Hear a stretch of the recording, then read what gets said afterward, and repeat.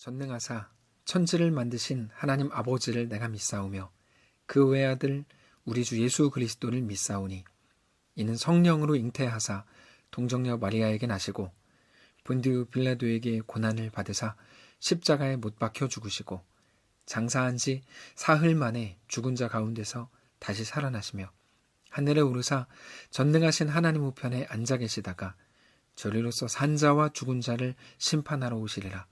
성령을 믿사오며 거룩한 공회와 성도가 서로 교통하는 것과 죄를 사하여 주시는 것과 몸이 다시 사는 것과 영원히 사는 것을 믿사옵나이다. 아멘.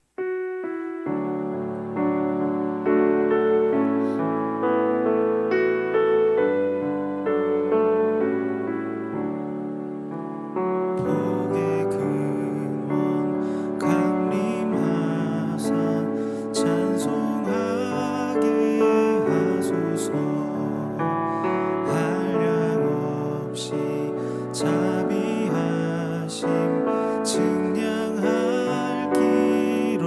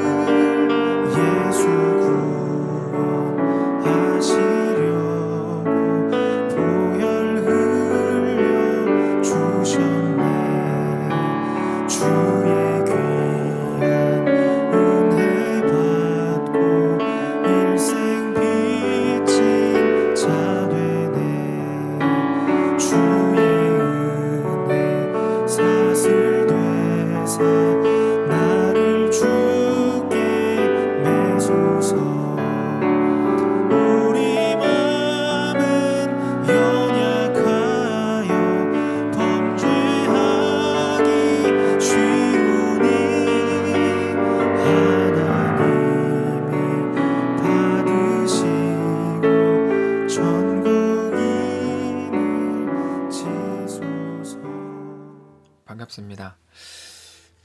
오늘 우리에게 주시는 말씀은 사도행전 2장 1절부터 4절까지입니다. 어제와 같은 본문인데 같은 본문을 중심으로 조금 더 좀 다른 관점으로 함께 말씀을 나누려고 합니다. 사도행전 2장 1절부터 4절까지 제가 받들어 읽겠습니다.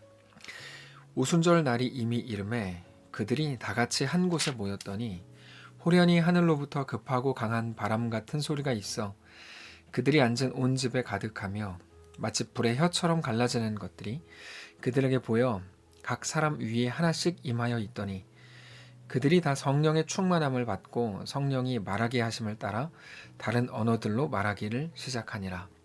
아멘. 이 본문의 내용을 어제도 우리가 함께 묵상을 했고 나누었고 읽었기 때문에 잘 알고 계실 거라고 생각합니다.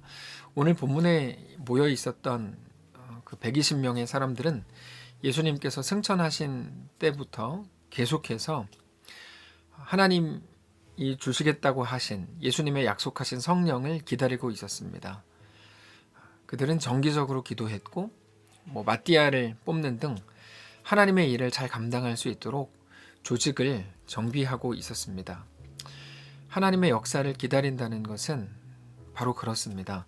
아무것도 하지 않으면서 그냥 앉아있는 것을 의미하지 않습니다. 허락된 현실 속에서 그 시간에만 할 수 있는 일, 우리만 할 수 있는 일을 하는 것입니다. 하나님이 주신 현실 안에서 우리만 할 수 있는 그 일을 하는 것, 그것이 바로 하나님의 약속을 기다리는 겁니다. 기다림은 그냥 가만히 있는 게 아니고 우리만 그 시간에 할 수 있는 그 일을 하는 것입니다. 그게 성령의 은혜를 구하는 방법입니다. 오늘 본문을 보면 그때 갑자기 강한 바람 소리가 났습니다. 그 소리는 거기 모여있는 모든 사람들이 다 같이 들을 수 있는 소리였습니다. 그래서 2절에는 온 집에 가득했다라고 표현을 하고 있고 4절에는 저희가 다라고 표현을 하고 있습니다. 그 소리는 모든 사람이 다 들을 수 있도록 그 집을 가득 채웠습니다. 그런데 사도행전의 저자인 누가는 급하고 강한 바람 소리를 들으면서 이것은 성령이 임하시는 소리라고 확신했습니다. 그것도 누가 혼자 그 소리를 성령 임재의 소리라고 느낀 게 아니고 거기 있는 모든 사람들이 다 같이 느꼈습니다. 그런데 잘 생각을 해보시면 바람이라고 하는 건 하나님께서 성령으로 임재하시는 성경적인 아주 전형적인 방식이고 상징입니다. 대표적으로 하나님께서 인간을 창조하실 때 생기를 불어넣으신 것을 우리는 잘 알고 있습니다. 그 생기가 바로 성령의 바람입니다. 바람은 하나님께서 성령으로 임재하시는 상징입니다. 우리가 잘 아는 말씀인 에스겔 37장을 보면 하나님께서 에스겔에게 마른 뼈로 꽉 차 있는 그 골짜기를 보여주십니다. 처음에 마른 뼈만 있었죠. 그때 곧 어떤 일이 있습니까? 그 뼈에 힘줄이 생기고 그 뼈에 살이 입혀지고 가죽으로 덮이기 시작을 했습니다. 그러나 겉모습만 달라졌을 뿐 본질적으로는 움직이지 못하는 마른 뼈와 똑같았습니다. 힘줄이 생기고 살이 입혀지고 가죽이 덮였지만 마른 뼈와 하나도 다르지 않은, 움직일 수 없다는 본질적으로는 완전히 똑같은 상황이었습니다. 그때 하나님께서 그것들에게 말씀으로 생기를 불어넣으시죠. 그때 어떤 일이 있습니까? 극히 큰 군대가 됩니다. 하나님의 성령이 임하시면 완전한 변화가 일어나기 시작한다는 것을 보여주시는 것이죠. 그런데 우리가 그 말씀을 사모하면서 말씀이 우리 가운데 임하기를 원하면서 해야 할 하나의 일이 있습니다. 처음에도 말씀을 드리는 것이지만 그것은 바로 순종입니다. 우리가 그 자리에서 하나님 허락하신 시간 안에서 우리 현실 속에서 우리만 할 수 있는 그 일을 하는 것, 그것을 순종이라고 부릅니다. 왜 그것이 순종입니까? 일반적인 눈에는 할 수 없어 보이기 때문입니다. 아무것도 할 수 없이 그냥 앉아있는 게 전부인 것 같은데, 아니요, 하나님이 거기로 보내신 이유는 우리만 할 수 있는, 우리만 느끼는 무언가를 하라는 것이죠. 그게 순종이고 충성입니다. 하나님의 말씀이 임했을 때 하나님의 말씀에 순종이라는 반응이 있을 때에만 그런 변화가 나타나는 것입니다. 근데 순종이라고 하는 건 사실 조정입니다. 내 삶의 방식과 내 생각의 방식을 조정하는 것이 순종입니다. 못해. 내가 할 수 있는 게 뭔데? 여기에서 하나님을 의지하고 신뢰함으로 시작하는 것이죠. 그러니까 말씀을 듣고 묵상을 할 때마다 오늘은 어떻게 내 삶을, 내 생각을 조정할 것인가 하는 것을 우리는 늘 민감하게 찾아야 합니다. 똑같이 고집부리고 똑같이 삶에 대한 방식에 대한 조정이 전혀 없다면 우리 옛사람이 그대로 나오고 옛 습관에 의한 이야기들, 소리들이 나오고 그런 부정적인 판단들이 계속 반복되고 그렇다면 사실은 은혜를 받은 것 아닙니다. 그러나 내 생각과 내 방식을 조정하는 순종을 통해서 우리는 놀라운 역사를 맞이할 수 있을 것입니다. 단지 말씀에 대한 감정적인 흥분이 은혜가 아닙니다. 내 삶에 온전한 순종이 있어야 합니다. 오늘 본문은 그것을 말해주고 있습니다. 그래서 오늘 본문에 아주 중요한 그런 내용이 나오는데 그것이 무엇인가 하면 성령께서 급하고 강한 바람 소리로 임하셨는데 상식적으로 생각해 볼 때 하나님의 놀라운 성령은 어디로 임해야 됩니까? 성전에 임하셔야 합니다. 근데 오늘 본문에서는 성령이 어디로 임하셨습니까? 성전이 아니라 마가 다락방에 임하시더라는 사실이죠. 거룩한 성전, 예루살렘 성전 혹은 스룹바벨 성전 아니면 이 당시에는 헤롯 성전이 지어지고 있었는데 헤롯 성전 아닙니다. 겨우 마가 다락방에 임하시더라는 것이죠. 무슨 의미일까요? 이제는 장소가 아니라 사람이 성전이다. 이것을 말씀하시는 것입니다. 우리가 지금 하는 것이 그것이죠. 물론 우리는 시대 상황 때문에 시작된 일이긴 하지만 모여서 예배하지 못하고 매일 아침 경건회를 각자 있는 자리에서 조용히 혼자 예배하며 지내고 있습니다. 그 자리가 성령이 임하시는 거룩한 자리일 수 있다는 말씀을 하시고 있는 겁니다. 새로운 교회의 탄생이죠. 예루살렘 성전이냐 마가 다락방이냐 하는 것은 아무런 의미가 없는 것입니다. 본질이 중요합니다. 본질은 무엇입니까?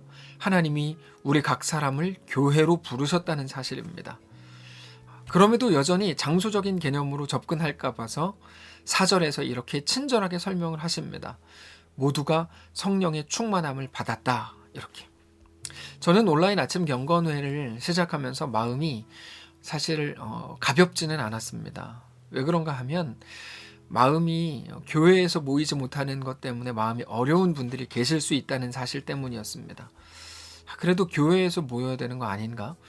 평소 새벽에 예배 안 오시는 분들마저도 그렇게 생각할 수 있겠더라고요. 새벽 예배 나오시는 분들은 어디 있어든 기도하면 되지요라고 다 생각을 하시겠지만 참 재밌는 건 오히려 새벽 예배 안 나오시는 분들이 그래도 교회에는 새벽 예배를 모여야 되는 거 아닙니까?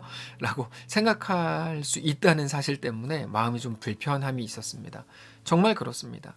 예전에는 겉모습이 아주 중요한 시대였습니다. 장소, 옷, 말투, 모양. 그러나 성경은 끊임없이 우리에게 본질을 향하라고 가르치십니다. 오늘 이 본문이 우리에게 아주 분명하게 말해주는 이 소리를 듣게 되시기를 바랍니다. 지금 여기 우리가 있는 그 자리가 하나님이 임하시는 자리인 것을 믿으시기 바랍니다. 여러분 거룩한 곳은 어디입니까? 교회입니까? 입장시장 3길 5-8입니까? 아닙니다. 지금 이 자리입니다. 여러분이 계신 그 자리입니다. 그리고 그 자리가 거룩한 이유는 여러분이 거기에 계시기 때문이고 제가 여기 있기 때문입니다. 우리가 있는 그곳에 성령님께서 임하시기 때문입니다. 그런데 그게 우리에게 무엇을 의미할까요? 이제는 각자의 삶, 각자의 시간, 각자의 선택에 대해서 끊임없이 그리스도를 삶의 바탕에 두어야 하고 끊임없이 하나님 나라를 이루기 위해 최선을 다해야 된다는 사실을 의미합니다. 왜요? 우리가 성전되었기 때문입니다. 성전의 혜택을 받는 자가 아니라 이제는 우리를 성전으로 부르셨다는 사실입니다. 그래서 우리는 그렇게 하나님의 뜻을 우리 삶 가운데 이루기 위해 몸부림쳐야 하고 언제나 눈물로 나아가야 합니다. 그런데 그 자리가 어디입니까? 우리 현실이죠. 그때 우리가 성령이 임재하시는 진짜 교회가 될 수 있다는 사실입니다. 우리는 교회의 혜택을 받는 자들이 아닙니다. 우리를 하나님은 교회로 부르셨다는 것을 기억하셔야 합니다. 그렇게 예수 그리스도를 삶의 바탕에 두는, 즉 그리스도로 말하고 그리스도로 선택하고 그리스도로만 삶의 이유를 찾는 사람들이야말로 진정한 성전이다 라고 말씀하시는 것입니다. 그것은 바울은 그것을 고린도전서 3장에서 이렇게 설명을 합니다. 제가 읽어드리겠습니다. 너희는 너희가 하나님의 성전인 것과 하나님의 성령이 너희 안에 계시는 것을 알지 못하느냐. 누구든지 하나님의 성전을 더럽히면 하나님이 그 사람을 멸하시리라. 하나님의 성전은 거룩하니 너희도 그러하니라 말씀하시죠. 그러므로 예를 들어서 담배 피지 말고, 성령이 몸속에 계시는데 담배 냄새 맡으시면 기침하실 거 아니냐. 사실 이거는 논리적으로 성경적으로 맞는 설명이라고 보기는 어렵습니다.